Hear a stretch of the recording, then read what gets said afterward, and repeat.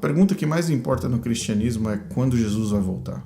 Muita gente tentou responder essa pergunta de todas as formas possíveis, mas teve um cara que tentou responder isso, mas ao mesmo tempo ele criou um problema que dura até hoje. Este é William Miller, nascido em 15 de fevereiro de 1782 em Pittsfield, no estado de Massachusetts, nos Estados Unidos. Ele foi educado pela mãe, Dona Paulina, e seu pai, veterano de guerra. William não foi para um colégio ou uma universidade tradicional.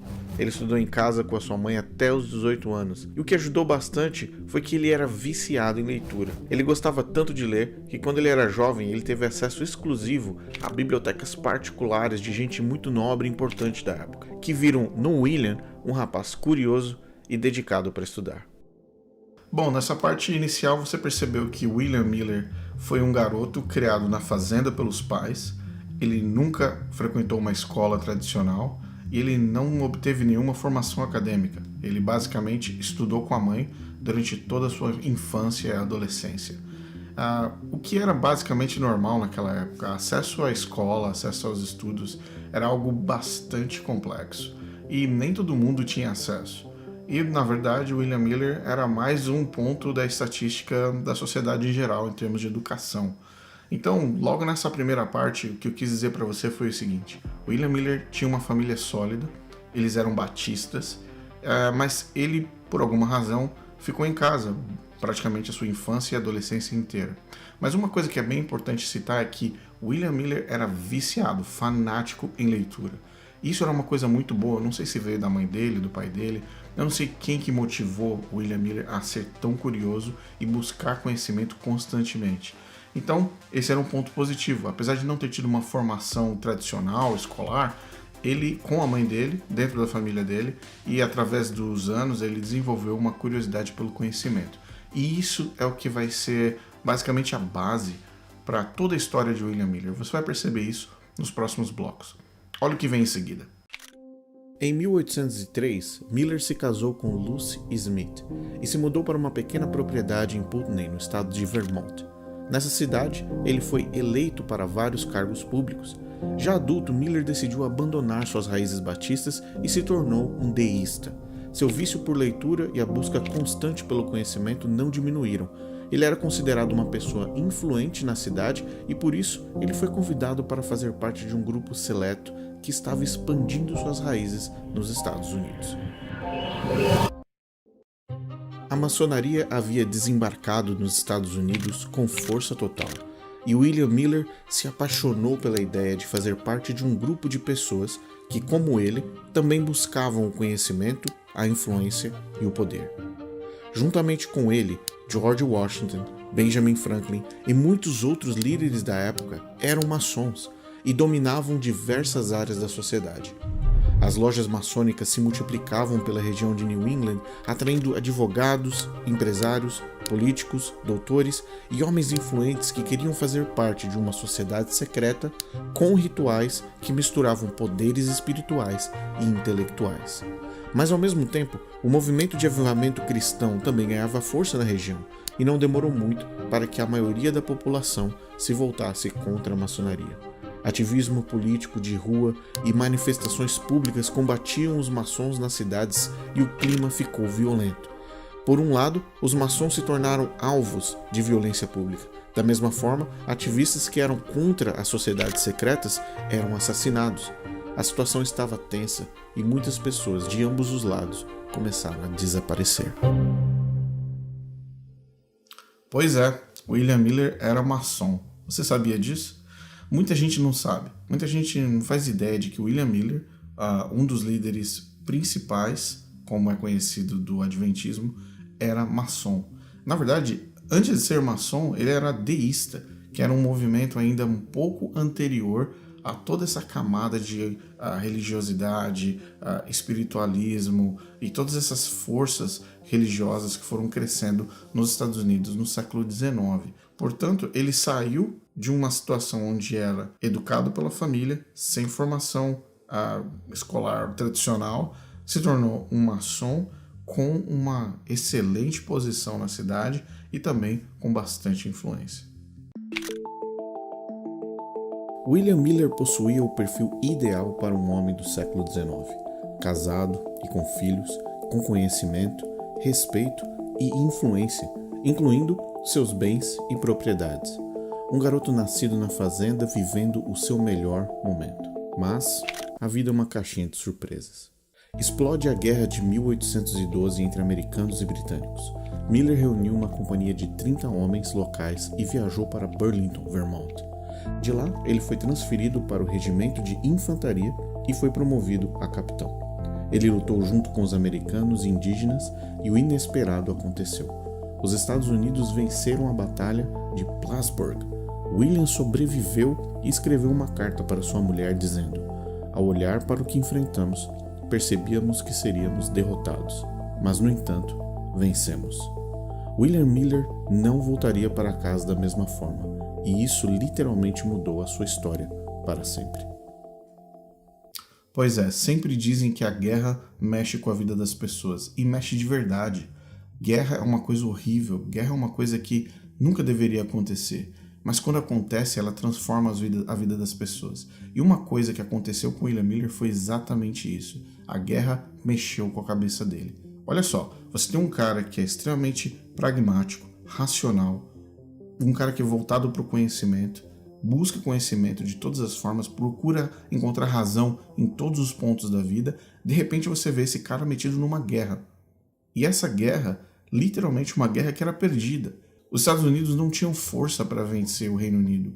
Aquela batalha, particularmente, era uma batalha de 3 soldados britânicos para 1 americano. E diga-se de passagem que os americanos não eram 100% só o exército americano, eram os americanos misturado com os indígenas, misturado com os escravos. Era um exército misturado com todas as possibilidades que você pode imaginar de experiência. E vamos combinar que o William Miller, baseado no que você já aprendeu, não tinha muita experiência militar. Olha só onde ele foi parar. Então isso mexeu com a cabeça dele de um jeito que ele tinha certeza que ele ia morrer, ele tinha certeza que eles iam perder a batalha, mas nada disso aconteceu. Quando ele volta da guerra, ele volta com a cabeça dele virada ao avesso, porque ele fala: cara, não é possível, como é que a gente ganhou essa batalha? Você enfrenta uma guerra de longe, é uma coisa, mas você lutar uma guerra ali, no meio, vendo as pessoas morrerem, sendo literalmente assassinadas na sua frente, e você lutando pela sua própria vida, o sentido da vida muda. E quando ele volta com a cabeça dele pensando: ok, deve existir um Deus, porque não era pra gente estar nem vivo aqui. E isso fez com que a trajetória da vida de William Miller mudasse completamente. Então você tem um cara extremamente pragmático que agora começa a pensar: não, realmente Deus interfere. Deus, de alguma forma, mexe com o destino das pessoas aqui dentro desse planeta. E aí ele começa a se voltar de novo para o início de onde ele saiu, que foi a Igreja Batista. Depois da guerra, William Miller decide se mudar para Lowhampton, em Nova York. A guerra tinha mexido com a cabeça dele e a percepção que ele tinha do mundo espiritual. Ele era um cara muito cerebral, pragmático, mas voltar vivo do campo de batalha fez com que ele reconsiderasse sua própria ideia sobre a influência de Deus no mundo. Após algum tempo, ele decidiu retornar para a Igreja Batista, se convertendo ao cristianismo e dizendo que Cristo agora era quem iluminava o seu caminho. Miller sempre foi um estudioso viciado por conhecimento e, como um cristão, não seria diferente. Resumindo, após a guerra, William deixou de ser um maçom, deísta, extremamente pragmático, se tornando um cristão convencido de que a fonte de todo o conhecimento estava em Deus. Foi então que ele passou a buscar por respostas, mas agora na Bíblia, para as perguntas mais profundas que ele tinha. Logo de cara, ele dedicou 2 anos seguidos estudando a Bíblia de capa a capa e focou nos livros de Apocalipse e de Daniel. O que ele não imaginava é que ele faria uma descoberta inédita que mudaria a vida dele e de milhões de pessoas. Ok, então, recapitulando. William Miller, sem formação, busca conhecimento. A busca do conhecimento leva ele para a maçonaria. Na maçonaria ele consegue influência, poder, e agora ele é um cara extremamente influente onde ele mora. Depois vem a guerra, mexe com a cabeça dele, e agora ele olha para Deus de uma forma diferente. Quando ele passa a olhar para Deus de um jeito diferente, ele fala: ok, onde é que está Deus? Deus está na Bíblia. Basicamente, é onde o cristianismo acredita que todas as informações relativas a Deus estão. Então ele começa a estudar a Bíblia. Ele olha para a Bíblia e fala, as respostas estão aqui. Então eu vou gastar o maior tempo possível para conseguir estudar esse livro e entender. Olha só, William Miller do passado, estudioso, mas deísta e maçom, aquela personalidade se transforma numa energia para entender o que é Deus. A energia que ele colocou estudando a Bíblia revelou para ele uma possibilidade, uma teoria, uma possibilidade de que ele tinha encontrado algo que ninguém antes tinha considerado. E ele começou a fazer as contas e olhou, peraí, tem algo aqui que ninguém está falando, que ninguém percebeu.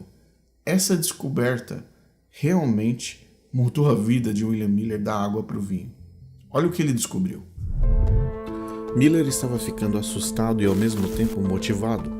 A sensação era que a Bíblia parecia um grande quebra-cabeça, e o desafio agora era juntar todas as peças na mesa. Ele só não esperava construir uma teoria incrível, mas ao mesmo tempo assustadora. Estudando a Bíblia e os livros proféticos, ele criou 3 colunas de informações. Na primeira, ele colocou a data em que o rei Artaxerxes decreta a reconstrução de Jerusalém no ano 457 a.C. Na segunda coluna, ele traduz 2.300 dias como sendo 2.300 anos, e também considera que a purificação do santuário seria a mesma coisa que fim do mundo e volta de Cristo. Na terceira coluna, ele faz uma matemática básica, 2.300 anos menos 457, o que daria 1843. Ou seja, segundo a profecia de Daniel 8,14, a purificação do santuário aconteceria em 1843, ou seja, o fim do mundo estava chegando.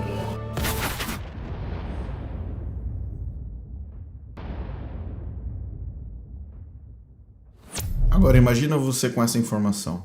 Imagina você estudando 2 anos, aprofundando cada vez mais a sua visão nos estudos proféticos do Apocalipse, do livro de Daniel e de muitos outros livros da Bíblia, e chegando à conclusão que sim, Jesus voltaria no tempo em que ele estava vivo, que o fim do mundo estava mais perto do que qualquer pessoa tinha antes imaginado ou considerado.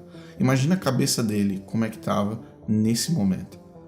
Ou seja, ele confiava na capacidade de estudos que ele tinha, e ele confiava tanto que ele começou a desenvolver uma teoria complexa, mas sólida, baseada nos estudos dele, para apresentar para as pessoas que estavam morando perto dele, para a família dele, ou para a igreja dele.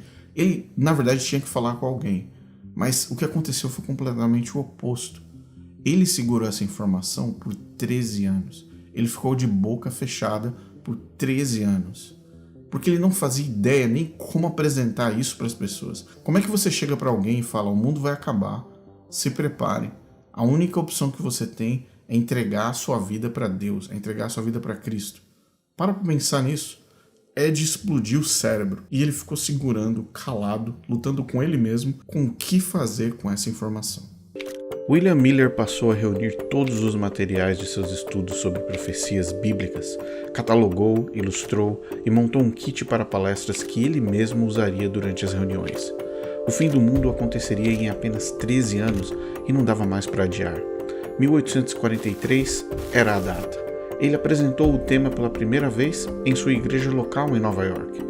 A princípio, os membros ficaram impressionados com a teoria do fim do mundo e pediram que ele continuasse ensinando por mais 6 dias. Após sua primeira sequência de palestras, mais de 20 pessoas se batizaram, aceitando Jesus Cristo e se convertendo. William Miller não era professor, pregador, pastor ou erudito da academia, mas isso não impediu que ele começasse a desenvolver uma habilidade inesperada de comunicação e oratória. A partir de 1834, os convites se multiplicavam em todo o país. Através do movimento, Miller conheceu Joshua Himes, que se tornaria o seu editor e marqueteiro, e Joseph Bates, um dos mais importantes líderes do movimento. Ambos ajudaram a atrair centenas de milhares de pessoas, e com elas, mais líderes para o millerismo que influenciavam em todas as camadas da sociedade. William Miller nunca imaginaria que a mesma mensagem da volta de Cristo e do fim do mundo atrairia tanta gente. Joshua Himes criou um jornal, Os Sinais dos Tempos, e através desse periódico a mensagem avançava ainda mais. Os locais de reuniões já não eram grandes o suficientes e, por essa razão, os líderes do movimento decidiram realizar eventos ao ar livre. E em tendas, cada sequência de palestras atraía entre 3 a 4 mil pessoas todas as noites, e o grande dia estava cada vez mais perto. Jesus estava voltando em 1843. Essa era a data. Na verdade, ele esticou um pouco. Ele falou: Jesus volta entre 1843 e 1844. Ele deu mais ou menos um ano aí de choro para que a coisa acontecesse. Mas, enfim, não dava mais para segurar. E como você viu agora há pouco, ele arregimentou um movimento grande para fazer essa mensagem chegar ao maior número de pessoas. E muitos líderes da época se juntaram com ele. Olha só que coisa maluca. Pessoas que eram membros de outras igrejas decidiram se juntar com William Miller para pregar a mensagem da volta de Cristo. Ok, a mensagem tinha 2 colunas básicas. 1. O fim do mundo é o fim do mundo. Acabou. Esse mundo que você conhece vai deixar de existir em 1843. 2. Jesus é a pessoa que vai provocar o fim do mundo. Então, se você quiser ter alguma chance, se você quiser ter qualquer possibilidade de sobreviver, você tem que se entregar a ele. Você tem que se converter dos seus pecados, aceitar Jesus Cristo como seu Salvador e se preparar para o retorno da volta de Cristo. 2 eventos: fim do mundo, volta de Cristo. Combinados, significavam a maior descoberta do mundo do cristianismo, a maior descoberta do século. Isso era explosivo, basicamente. Então William Miller precisou de muita ajuda. Ele começou a pregar na igreja dele, na igrejinha pequenininha e tal. Ali já se batizaram 20 pessoas em 6 dias de palestras. Dali para frente foi só crescendo, a ponto de uma equipe completa, pregadores contratados, jornais, panfletos, editoriais, livros, tudo que você pode imaginar que aquela época poderia ser capaz de produzir em termos de mídia, foi feito. Patrocinadores, investidores, construção de locais, campais, tendas, tudo que você pode imaginar foi feito para espalhar essa mensagem. William Miller realmente acreditava que Jesus voltaria em 1843, 1844, e todas as pessoas que estavam nas outras igrejas, batistas, metodistas, presbiterianas, ortodoxas, eles eram o alvo principal da mensagem. Mas, logo de cara, eles começaram a sair das igrejas lentamente, dessas igrejas tradicionais, e se unirem ao movimento millerita. É o que você vai ver agora nessa próxima fase. A atenção ao redor de William Miller cresceu tanto que ele era considerado um líder religioso, e seus seguidores eram conhecidos como os Milleritas, nome que veio do seu próprio sobrenome. O ano do retorno de Cristo estava chegando, 1843, mas ele tinha cogitado que poderia acontecer entre 1843 e 1844.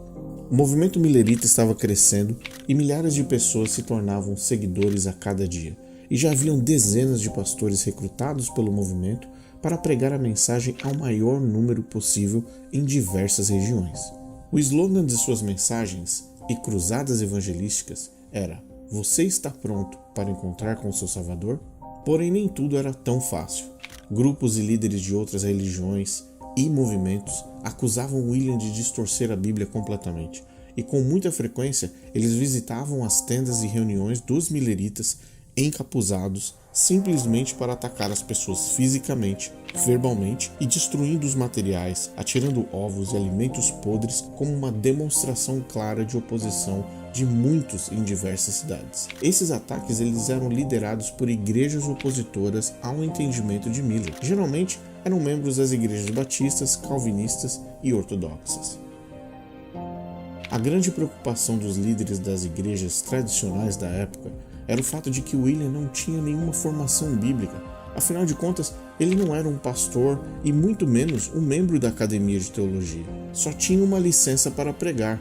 Porém, mesmo assim, o movimento millerita crescia numa velocidade muito grande, o que assustou os seus opositores. O próprio William Miller repetidamente dizia a seus seguidores que continuassem frequentando as suas igrejas originais. Ele não tinha planos de iniciar uma nova igreja com o seu próprio nome, mesmo porque Ele realmente acreditava que Jesus estava tão perto de voltar que literalmente não faria nenhum sentido se organizar como uma igreja. Os pastores das outras igrejas ouviram que ele não queria abrir uma igreja, então não se sentiram mais ameaçados. Foi somente então que os demais líderes e críticos passaram a evitar entrar num conflito direto com ele, ou físico, mas não economizaram em suas críticas teológicas e oficiais nos jornais e meios de comunicação da época. Mas foi em meados de 1836 que Miller recebeu um apoio que mais precisava, quando mais de 40 ministros da Igreja Batista assinaram um termo de aceitação e suporte à mensagem do Segundo Advento, fortalecendo ainda mais a interpretação de William na região de New England. O movimento cresceu tanto que em 5 de maio de 1843 foi construído um templo millerita, onde todos os que desejassem participar poderiam se reunir para compartilhar da esperança do grande dia. Muito do conhecimento e da expansão da mensagem de William Miller se devia ao trabalho de marketing estratégico de um homem, Joshua Himes. Utilizando o jornal Os Sinais dos Tempos da região de Boston, ele publicava as mensagens de William Miller e também as mensagens contra a interpretação bíblica que Miller apresentava, mas ao mesmo tempo as respondia no mesmo jornal, utilizando as explicações e os textos do próprio William Miller com base em seus livros. Esse periódico aumentou o alcance da mensagem de uma forma absurda e milhares de pessoas ficaram sabendo da suposta data do fim do mundo. Muitas pessoas assinaram o jornal Os Sinais dos Tempos, mas eles não queriam ficar só lendo o jornal. Muitos, convencidos pela mensagem do Segundo Advento, tomaram a iniciativa de criar uma união de crentes do Advento. Eles desejavam se encontrar fisicamente e compartilhar suas ideias e esperanças num local único. Foi então que, em setembro de 1840, foi formada uma Conferência Geral dos Crentes do Segundo Advento e, em outubro do mesmo ano, no dia 13, se reuniram pela primeira vez, mas William Miller não foi por conta de uma doença e uma febre muito forte. Mas mesmo assim, a reunião aconteceu. Após muita pressão de seus seguidores e dos líderes do movimento, William Miller apresentou a data oficial da volta de Cristo, que aconteceria em 21 de março de 1843. Agora, com 62 anos, ele começou a escrever cartas a todos aqueles que estavam ansiosos pelo grande evento, encorajando a cada um deles, dizendo que estava muito próximo o dia da volta de Jesus. As pessoas recebiam as cartas que eram lidas em igrejas locais, em reuniões de avivamento, e se sentiam mais fortes e firmes em sua decisão de se preparar para o retorno de Jesus.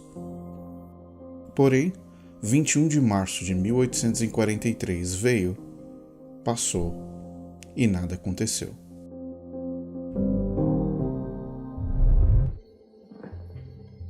Pois é, 1843 veio e não aconteceu nada. E a galera ficou mal de verdade. O movimento, nessa época, tem uma estimativa de que eram mais ou menos umas 100 mil pessoas, tá? 100 mil pessoas era gente pra caramba naquela época. Na região de New England, nos Estados Unidos, 100 mil pessoas num movimento religioso era gente pra caramba. Então é importante para você ter uma ideia, uma visão clara de que não era assim 15, 20, 30 pessoas acreditando que Jesus ia voltar. Era uma massa de gente muito grande. E aí veio 1843, 21 de março, e não aconteceu nada. Bom, William Miller já não queria ficar batendo muito a data específica da volta de Cristo. Mas o movimento foi puxando, foi crescendo, as pessoas foram crescendo. Cara, eles criaram uma conferência geral. Aliás, essa conferência geral acontece até hoje dentro da Igreja Adventista. É a tal da conferência geral que acontece a cada 4 anos, cada 5 anos, caso você não tenha uma pandemia no meio. E essa conferência foi a primeira a ser estabelecida no movimento millerita. Para pensar nisso. Então, é muito importante você ter em mente que era gente pra caramba. E muita gente se decepcionou. Jesus não veio em 21 de março de 1843. Tá bom, qual que era o erro? O que tinha acontecido de errado nos cálculos?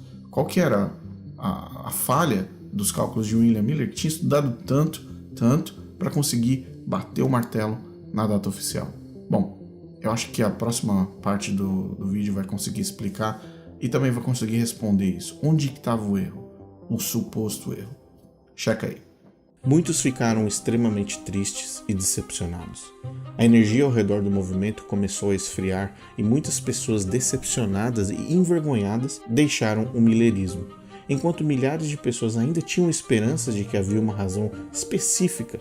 William Miller, depois do primeiro desapontamento, decidiu que não iria mais definir uma data para o retorno de Cristo. No entanto, um homem chamado Samuel Snow, que era um dos patrocinadores de um jornal chamado Boston Investigators, após ler um dos livros de William Miller, decidiu se tornar cristão e estudar a profecia. Logo após o primeiro desapontamento, Samuel Snow apresentou uma teoria que determinava a data oficial de Cristo, em 22 de outubro de 1844. William estava sem muita coragem para bater o martelo numa nova data, mas decidiu estudar as evidências de Samuel Snow. William retornou a seus livros e estudos e, questionado por muitos, disse que ele havia cometido um erro de cálculo e Deus havia apresentado uma nova luz. A data oficial, de fato, era 22 de outubro de 1844, baseado no princípio que em Levítico e Abacuque existe um período de 7 meses e 10 dias antes do julgamento final, o que coincidiria com a data do Yom Kippur, no 10º dia do 7º mês do calendário judaico.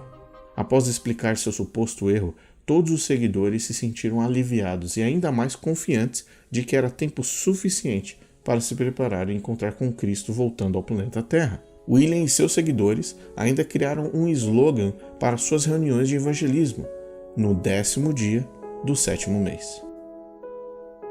Após concordar e concluir seus estudos sobre o argumento de Samuel Snow, William Miller disse: "Vejo uma glória no 7º mês que nunca tinha visto antes. Que o irmão Snow, o irmão Storrs e todos os outros sejam abençoados por sua instrumentalidade em abrir os meus olhos. Estou quase em casa. Glória, glória, glória."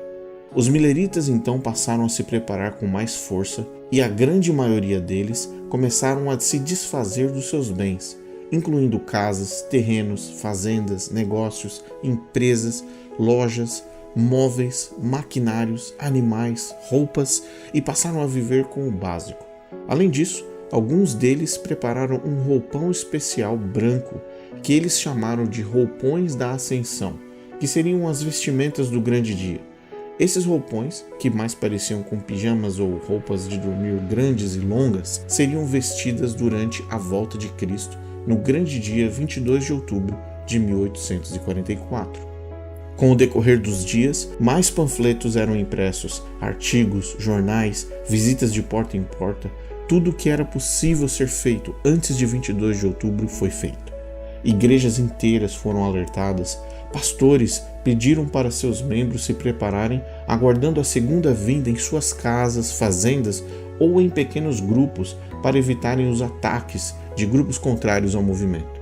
Muitos decidiram se reunir em locais altos como montanhas, elevações naturais em suas propriedades ou na floresta. Finalmente, a terça-feira mais aguardada do século XIX tinha chegado e milhares de pessoas se reuniram como combinado. E como nós já sabemos, nada aconteceu. A noite chegou, a madrugada do dia 23 cruzou o tempo e nenhum sinal de Cristo. Nenhum som de trombeta, nenhum anjo, nenhum tremor de terra, raios, nuvens, nada. Os anjos não estavam cruzando o céu, não existiam explosões cósmicas, absolutamente nada. O silêncio normal e comum de uma madrugada. Pois é, 1844 veio, 22 de outubro, e nada aconteceu novamente. Bom, depois de ter assistido tudo isso, se você ainda está aqui nesse vídeo, com certeza você já sabia que Jesus não tinha voltado, porque Jesus não voltou. Isso é uma coisa que você já sabia. Talvez o que você não sabia era o percurso inteiro de como as pessoas chegaram nesse ponto. E aí fica a pergunta, como é que as pessoas acreditaram nisso? Como foi que as pessoas literalmente acreditaram que Jesus voltaria em 22 de outubro de 1844? E uma das coisas que eu fico pensando até hoje é como as pessoas acreditam em tantas coisas. Como é que você sai da sua vida normal, com a sua família, você vende absolutamente tudo, você se desfaz de tudo, veste um roupão branco. Esse roupão tá ali representando um momento de subida para o céu. Você vai para locais altos ou para regiões isoladas e espera Jesus voltar. Como é que isso mexe com a sua cabeça? A que ponto, ou o que é necessário ser feito para que pessoas literalmente acreditem em líderes que têm como objetivo, muitas vezes, a crença do coração deles, ou do que eles acreditam ser verdade, ou muitas vezes outros interesses. Como é possível isso? Em 1844, William Miller e a grande decepção ou o grande desapontamento são exemplos claros de como seres humanos acreditam sem questionar. É importante você questionar. É importante você fazer seus próprios estudos. É importante você avaliar se tudo que falam para você de fato é verdade ou se é mentira, ou se tem uma camada de interesse por cima de tudo isso. É importante você avaliar que toda essa formação de ideias muitas vezes tem objetivos escusos. Eu não quero dizer que William Miller tinha algum objetivo escuso, ou que ele era um cara que era um charlatão. Eu, olhando toda essa história, olhando para trás todos os estudos que nós fizemos para esse vídeo, dá para perceber que ele realmente acreditava que Jesus voltaria. Mas o que me chama a atenção é que em nenhum momento os líderes do movimento, essas pessoas nesse caso nunca se desfizeram das coisas deles. Eles nunca venderam as casas, eles nunca venderam as fazendas. Ao contrário dos crentes que acreditaram absolutamente em tudo que eles estavam dizendo. Houveram igrejas, Igreja Batista, Igreja Metodista, Presbiteriana, líderes religiosos da época, congregacionalistas da época, que chegaram à conclusão e falaram assim: William Miller, você está errado. Existem livros publicados de pessoas e pastores que literalmente foram contra o que o William Miller estava pregando. Falando, nós temos como provar biblicamente que você está errado, cara. Mas nem isso foi suficiente para que as pessoas, a grande maioria do movimento, acordasse e parasse para pensar se realmente aquilo era real. Existe uma necessidade muito grande de você crer em algo. Seres humanos adoram acreditar em algo. E esse movimento mostra, mais uma vez, que eles estavam sedentos por algo. E a história dos Estados Unidos, e principalmente na região de New England, e na região de Nova York, primariamente, revelam uma grande necessidade de reavivamento. Aliás, o segundo grande reavivamento, ou o que eles chamam de Second Great Awakening, aconteceu justamente nessa época. O millerismo é fruto do Second Great Awakening, ou o segundo grande reavivamento, que aconteceu na região do Burnover District, em Nova York. Aliás, só para você ter uma ideia de como as coisas estavam nos Estados Unidos e como as pessoas estavam literalmente sedentas por respostas espirituais, sedentas por respostas religiosas, eu posso falar para você aqui o movimento millerita, ou o movimento de William Miller, o movimento do espiritismo, o movimento dos Mormons, o movimento do Christian Connection, o movimento de Oneida Society, todos esses movimentos religiosos espiritualistas ou espíritas, todos eles nasceram no mesmo berço. Mas a gente vai falar um pouco mais sobre esse movimento um pouco mais para frente nos próximos vídeos. Esse vídeo basicamente é para mostrar para você uma coisa. Muitas vezes, o que você interpreta necessariamente não representa a realidade. Mas como é que você resolve esse problema? Se fosse tão fácil de resolver, a gente não teria centenas de igrejas no planeta Terra, faz sentido? Centenas de igrejas que cada uma interpreta a Bíblia muitas vezes de formas diferentes. Mas uma lição que a gente pode tirar da história de William Miller e dessa situação vexatória, que foi 22 de outubro de 1844, é literalmente considerar um ponto. Cuidado com os líderes que você segue. Questione, estude, avalie. Não se jogue da montanha porque 70 milhões de pessoas estão se jogando. Pense. E aqui abaixo eu vou deixar uma descrição da maioria dos links de onde nós literalmente pesquisamos todas essas informações. Uma outra coisa também que é importante, nós vamos deixar um pacote de imagens, tudo que nós temos de documento fotográfico da época e que você viu aqui no vídeo, vai estar num arquivo zipado, disponível para você fazer o download se você quiser ter como lembrança. E outra, todos os links abaixo de onde nós tiramos os trechos, as bibliografias e literalmente a linha do tempo que você acabou de assistir. Esse vídeo tem como principal objetivo abrir a porta e abrir uma discussão sobre conhecimento. Depois desse movimento, no mesmo dia, ou na verdade na mesma semana da grande decepção, onde todo mundo percebeu que Jesus não tinha voltado em 22 de outubro de 1844, você precisou voltar para sua vida normal. Você precisou voltar para sua família, para sua igreja, a igreja que você frequentava. Você precisou voltar para sua vizinhança, olhar para sua família de novo. Imagina a situação. Imagina o vexame. Todo mundo olhando para você falando, eu te avisei, certo? Mas um grupo pequeno de pessoas começou a identificar um novo momento. Eles começaram a interpretar as coisas de uma forma diferente, vamos dizer assim. Mas do movimento millerita saíram vários outros movimentos. Mas isso é história para o próximo vídeo. Mas tem uma pessoa que foi chave num desses movimentos que saiu daí. E a gente vai falar um pouco mais sobre isso nos próximos vídeos. Um abraço, obrigado por ter assistido até aqui e a gente se vê na próxima.